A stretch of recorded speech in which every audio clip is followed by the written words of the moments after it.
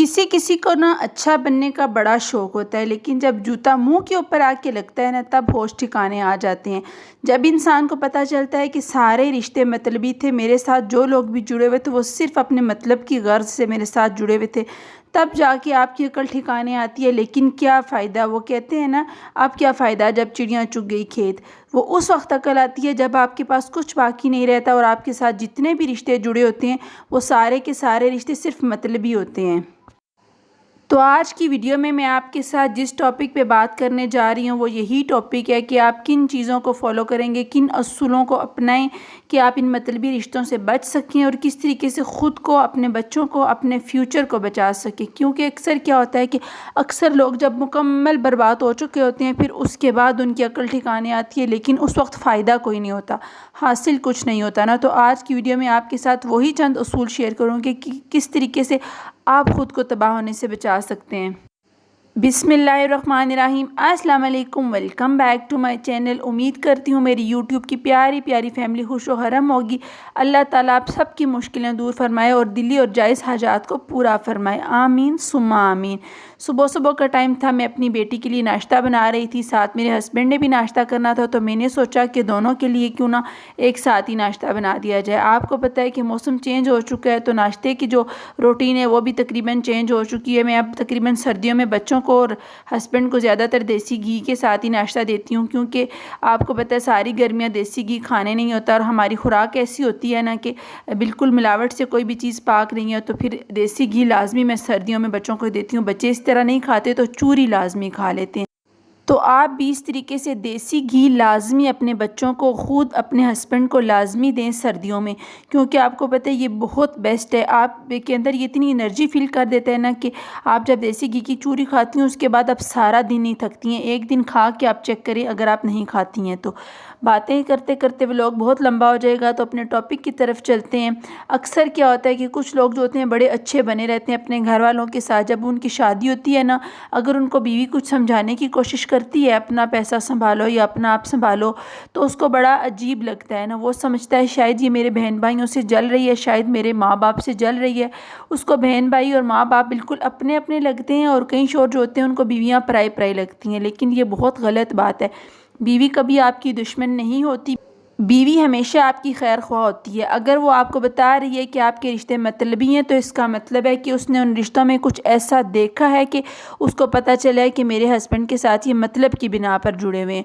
आपको एक कहानी सुनाती हूँ, बहुत सच्ची कहानी है, ट्रस्ट मी, और मेरी फैमिली का ये वाक़या है। मैं आपके साथ शेयर करती हूँ कि हमारी फैमिली में एक आदमी था, वो बाहर था ना, तो उसके जितने भी बहन भाई थे सारे भाई इसी घमंड में थे, हमारा भाई बाहर है। कोई पूछता क्या करते हैं, तो आगे से यही जवाब मिलता, हमें काम करने की क्या ज़रूरत है, साड़ा वड्डा पर आते बाहर होंदा जी।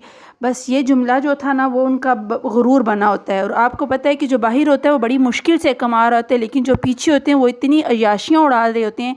मैंने खुद अपनी आंखों से उनका हाल देखा है कि किस तरीके से वो पैसे को पानी की तरह बहा रहे थे, लेकिन वो बाहर के मुल्क इतनी मुश्किल से पैसा कमा रहा था। एंड में हुआ क्या, हुआ ये कि जब वो घर आया, इतने साल कमा कमा के उनको दे के जब वो अपने घर वापस आया तो 2-3 साल तो उसने बैठ के खाया, ठीक है, जो वो लेके आया हुआ था। लेकिन जब 2-3 साल गुजर चुके ना, उसके बाद उसके पास फूटी कौड़ी बाकी नहीं रही। भाई तो नौकरियां करते थे अपनी अपनी, फिर भी उन्होंने जो छोटी मोटी नौकरी ढूंढ ही ली जब भाई घर वापस आ गया। लेकिन जो बाहर से आया था ज़िंदगी उसकी मुश्किल हो चुकी थी।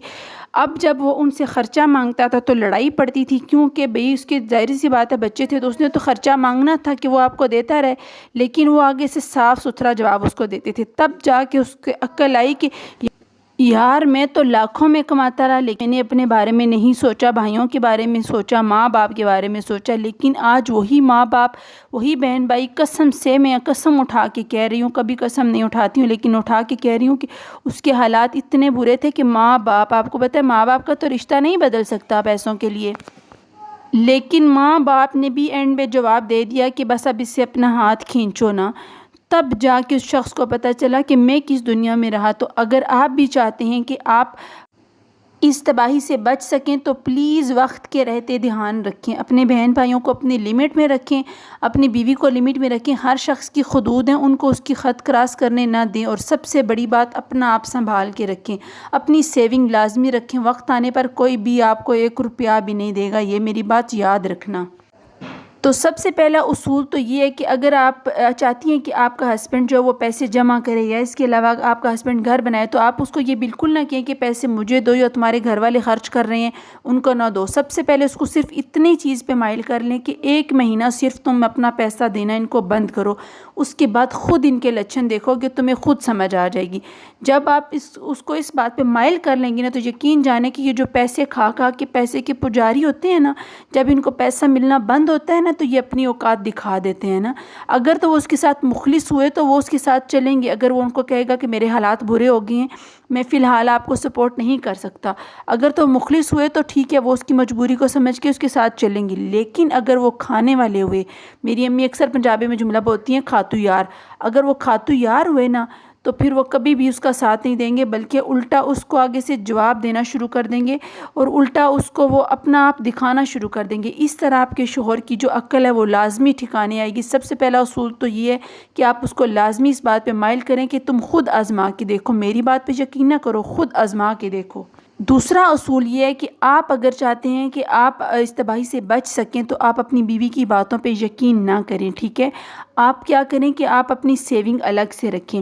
آپ اگر بیوی کو نہیں دینا چاہتے تو اس کو نہ دیں، اس کو صرف اتنا سا خرچہ دیں جس سے اس کی ضروریات تو پوری ہو سکیں، ٹھیک ہے؟ کچھ لوگوں کو میں نے دیکھا ہے وہ اپنے ماں باپ کے اوپر اپنی بیوی کو چھوڑ دیتے ہیں، لیکن یہ بہت غلط بات ہے۔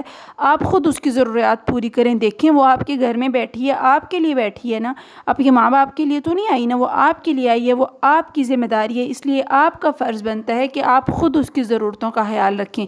اور دوسرا، آپ گھر والوں کو بھی لمیٹڈ خرچہ دیں۔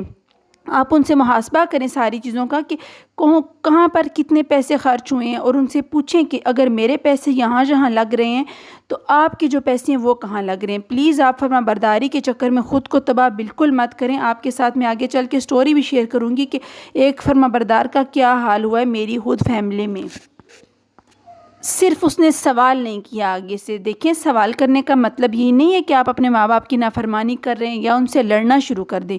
آپ طریقے سے بات پوچھیں، طریقے سے تو بات پوچھنا ہمارا حق بنتا ہے نا، کہ اگر آپ کے پاس اتنے پیسے آ رہے ہیں تو آدھا خرچہ میں کروں گا، آدھا آپ کریں، کیونکہ میں اپنے بیوی بچوں کو چھوڑ کے یہاں پر آیا ہوں، اپنا کچھ بنانے کے لیے آیا ہوں۔ اگر آپ کے پاس کاروبار کے پیسے اکٹھے ہو چکے ہیں تو مہربانی فرما کے گھر آ کے اپنے بیوی اور بچوں کو سنبھالیں، یہ سب سے بڑی آپ کی ذمہ داری ہے۔ آپ کو پتہ ہے آپ مجبوری کی وجہ سے ملک سے باہر بیٹھے ہیں، تو اپنے پیسے کو پانی کی طرح دوسروں کو مت بہانے دیں۔ پلیز آپ وقت سے پہلے ہوش کے ناخن لیں۔ اور تیسرا اصول یہ ہے کہ آپ چاہتے ہیں کہ اگر آپ گھر آنے کے بعد محتاجی میں نہ پڑے، آپ کو غربت میں نہ جائیں، تو آپ کیا کریں کہ آپ جہاں پر بھی کوئی تھوڑی بہت سستی زمینیں مل رہی ہوتی ہیں نا، وہاں پر پلاٹ لے کے تو اپنے جمع کرنا شروع کر دیں۔ اپنی سیونگز میں سے آپ کچھ گھر بھیجیں، یعنی کچھ گھر والوں کو خرچہ دیں، کچھ اپنی بیوی کو دیں، اور باقی تھوڑا بچا کے جو آپ رکھتے جا رہے ہیں نا، آپ اس کے پلاٹ لینا شروع کر دیں۔ آپ کو پتہ ہے کہ پلاٹ ایک ایسی چیز ہے کہ جو کہ وقت کے ساتھ ساتھ اس کی قیمت بڑھتی جاتی ہے، اور آنے والے وقتوں میں اگر آپ کا لاکھوں کا پلاٹ ہے تو وہ کروڑوں کا ہو جاتا ہے، ٹھیک ہے؟ اس طریقے سے بھی آپ اپنے آپ کو محتاجی سے بچا سکتے ہیں۔ وقت آنے سے پہلے آپ کو کچھ اقدام کرنے ہوں گے، جس سے کیا ہوگا کہ آپ کو جو ہے وہ محتاجی سے بچ سکیں گے۔ جب آپ پلاٹ کا فیصلہ کریں گے، اگر آپ کے بہن بھائی آپ کے ساتھ مخلص ہوئے تو آپ کا ساتھ دیں گے، لیکن اگر وہ مخلص نہ ہوئے تو ان کو سمجھ میں آ جائے گا کہ اس نے تو اپنا آپ بنانا شروع کر دیا ہے، وہ آپ کو الٹے مشورے دیں گے، وہ آپ کے ساتھ زیادتی کریں گے۔ اس سے آپ کو خود بخود ان کی اصلیت پتہ چل جائے گی۔ آپ باہر بیٹھ کے اپنے بہن بھائیوں کو آزمائیں۔ میں آپ سے ریکویسٹ کرتی ہوں کہ آنے کے بعد نہ آزمائیں، آنے کے بعد آپ کے پاس کوئی راستہ نہیں رہتا۔ میں نے خود اپنی آنکھوں سے اس شخص کا حال دیکھا ہے۔ آپ جب باہر بیٹھے ہیں، ملک سے باہر ہیں، اس وقت آپ اپنے بہن بھائیوں کو آزمائیں، اپنے رشتہ داروں کو آزمائیں، تب آپ کو پتہ چلتا ہے کون آپ کے ساتھ مخلص ہے اور کون جو ہے وہ آپ کے ساتھ صرف کھانے کے لیے چمٹا ہوا ہے۔ تو امید کرتی ہوں میری ساری جو ویڈیو ہے اس میں سے آپ کو کچھ نہ کچھ سیکھنے کو لازمی ملا ہوگا۔ اگر سیکھنے کو ملا ہے تو لائک کا بٹن دبا دیں، اور اگر چینل پر پہلی بار آئے ہیں تو اس کو سبسکرائب کر دیں، اور میری ویڈیوز کو آگے شیئر لازمی کریں کہ آپ کی فیملی میں اگر کوئی باہر ہے تو وہ ہوش کے ناخن لے لے، اور اسپیشلی جو بیرون ملک رہتے ہیں لوگ، ان کے ساتھ میری یہ ویڈیو لازمی شیئر کریں، تاکہ وہ لوگ جو محنت سے کمائی کر رہے ہیں کل کو آ کے ان کو گلیوں گالیوں میں نہ رلنا پڑے، کل کو ان کے بچوں کو جو ہے وہ اسکول کی فیسیں بھرنے کے لیے مشکل نہ ہو، ان کو اپنے بچوں کی خواہشیں پوری کرنے کے لیے کوئی بھی مشکل پیش نہ آئے۔ تو یہی تھا آج کا ٹاپک۔ اگر ویڈیو اچھی لگی ہے کمنٹ باکس میں اچھا سا کمنٹ کر دیں۔ ملتے ہیں میرے نیکسٹ ولاگ میں، تب تک کے لیے اللہ حافظ۔